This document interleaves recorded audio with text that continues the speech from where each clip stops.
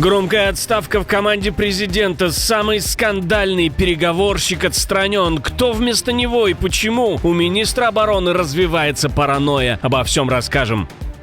Торговая дипломатия. Что получил режим в обмен на людей? Чем заплатили за свободу заложников? И кто оказался на свободе? Исторические кадры. Досмотрите. Турция ударит по России в ответ? Есть резкая реакция МИДа. Какой будет реакция президента? Конец войны до конца года. Трамп отказался от переговоров, а Европа должна дожать Зеленского. Что происходит и кто выйдет с победой из этой ситуации? Об этих и других самых главных событиях субботнего вечера 13 декабря. Самые важные и срочные новости, эксклюзивные подробности. Вы смотрите информационный выпуск «Нехта». Оперативно о событиях в России, Беларуси, Украине и мире. Раньше и понятнее других. Все, что нужно знать сегодня. Миллионный город на юге Украины за одну ночь откатился в 19 век без света, тепла и воды, фактически оказавшись в условиях полного блэкаута. Люди проснулись в промерзших квартирах и тишине, в которой слышно только работу генераторов и взрывы вдали. Одесса пережила одну из самых массированных атак за все время войны. Ночью по городу и области били ракетами и ударными дронами. Под удар попали гражданские объекты, энергетическая и промышленная инфраструктура, сообщил об этом глава Одесской областной военной администрации. Без электричества остались и части Николаевской области, а также сам Николаев. Взрывы ночью слышали в Днепре и Кривом Роге. Российская атака накрыла сразу несколько регионов, усилив давление на и без того измотанную энергосистему Украины. Международный скандал. Российские атаки снова пересекли красные линии других стран. А пропагандисты, которые обычно стараются спихнуть всю вину на Украину, теперь не просто подтверждают, но еще и радостно одобряют. Оккупанты обстреляли турецкий корабль. Не одним ли мы камнем двух зайцев подбили? Турция, такая активная при своих потерях, так тихо молчала, когда наших атаковали в турецких водах. Сатисфакция. Другие пропагандистские каналы даже показывают, чем именно был нанесен удар, разве что заменяют слово «шахед» на слово «герань». Но к этому мы уже привыкли. Турция получила прямое напоминание о том, что война в Украине давно вышла за рамки чужого конфликта. Огонь докатился до турецкого судна в украинском порту. В Анкаре считают инцидент подтверждением давних опасений. Война в регионе все сильнее, напрямую затрагивает безопасность и свободу судоходства в Черном море. Мы еще раз подчеркиваем важность скорейшего прекращения войны между Россией и Украиной и напоминаем о необходимости принятия договоренности, направленной на предотвращение эскалации в Черном море путем приостановления атак, представляющих угрозу безопасности навигации и направленных на энергетическую и портовую инфраструктуру сторон. Вашингтон, наконец, выдвигает свою тяжелую артиллерию по Украине. В Берлин летит человек, который напрямую торгуется и с Киевом, и с Москвой. Но летит он не ради протокольных рукопожатий, ради того, чтобы давить на Европу и Киев и заключить мир до конца года. Об этом пишет The Wall Street Journal. Спецпредставитель президента США Стив Уитков, главный переговорщик по американскому мирному плану, встретится в Берлине с Владимиром Зеленским и сразу несколькими европейскими лидерами. Фридрих Мерц, канцлер Германии, заявил в Берлине, что Украина вместе с европейскими союзниками направила Трампу свой вариант ответа, чтобы ускорить переговоры, но реакции пока еще не было. Германия, Франция и Британия пытаются выстроить формулу, остановить убийство, дать Украине жесткие гарантии безопасности и при этом не подорвать единство ЕС и НАТО. Как думаете вы, получится ли у них это? Пока вы пишете свои ответы в комментарии, мы послушаем мнение политолога, главы Центра анализа и стратегии Игоря Чаленко. Определенное давление, конечно же, сейчас и так уже, по сути, идет на Киев и со стороны стран, находящихся в Европе. Но, исходя из позиции Е3, это как раз Великобритания, Франция, Германия, сейчас мы можем все-таки говорить о попытке найти конструктивное решение вот в рамках этого дипломатического процесса по наработке мирного плана Трампа, где все-таки компромиссные моменты, на которых делает акцент и Украина, и Европа, все-таки будут учтены. Сам Трамп подтвердил, что европейцы зовут его на встречу с Владимиром Зеленским уже в ближайшие выходные, но ехать пока он не обещает. В напряженном разговоре с канцлером Германии, лидерами Франции и Британии Трамп потребовал, чтобы именно они дожали Зеленского и заставили принять американский план, и снова упрекнул президента Украины в том, что тот якобы даже не прочитал предыдущую версию документа и почти не дал сигналов, что готов к пересмотру условий. Владимир Зеленский заявляет, что Украина не имеет ни юридического, ни морального права соглашаться на отказ от своей земли. И что президент не может единолично решать судьбу территории. Это вопрос для всего украинского народа. Москва добивается отступления ВСУ из Донецкой области, которую так и не смогла полностью захватить силой. Осенью опрос Киевского международного института социологии показал 54% украинцев против территориальных уступок даже ценой продолжения войны и риска для независимости. И только 38% готовы допустить компромисс по земле.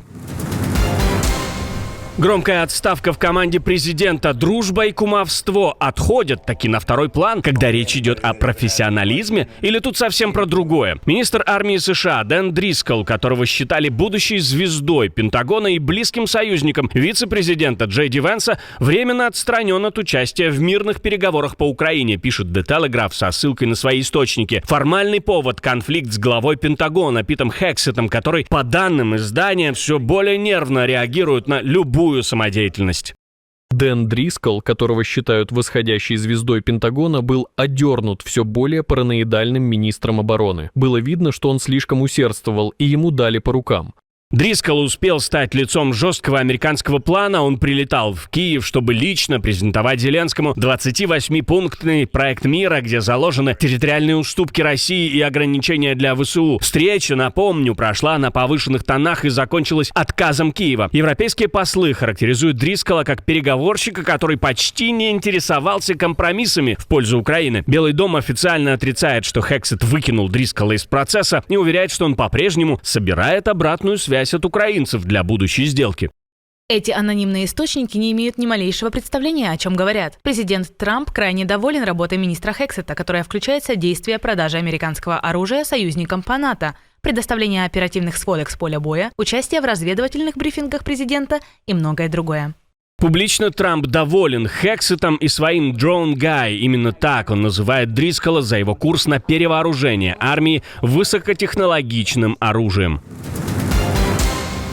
То, что в Минске еще вчера казалось невозможным, произошло одним росчерком подписи. Из белорусских тюрем начали выходить символы протестов 2020 года. Но это не жест милосердия, это результат сделки на самом верху. Александр Лукашенко освободил 123 человека, отпустил сразу нескольких ключевых политзаключенных в рамках договоренностей с президентом США Дональдом Трампом. Якобы, по версии пропагандистов Белта, это сделано именно по просьбе Трампа и в связи с отменой, цитирую, незаконных санкций против колейной отрасли. Конец цитаты. То есть освобождение людей напрямую привязали к экономическим уступкам Запада. Главная новость: на свободе Мария Колесникова. Ее сестра Татьяна Хомич уже успела с ней поговорить по телефону. Перед освобождением Колесникову вывезли из колонии в СИЗО, чтобы она набрала вес и выглядела более презентабельно. Даже картинку помилования в Минске выверяют до мелочей. Звонок был довольно короткий, но, конечно, нам хватило времени сказать, что мы друг друга очень любим, очень ждем момента встречи.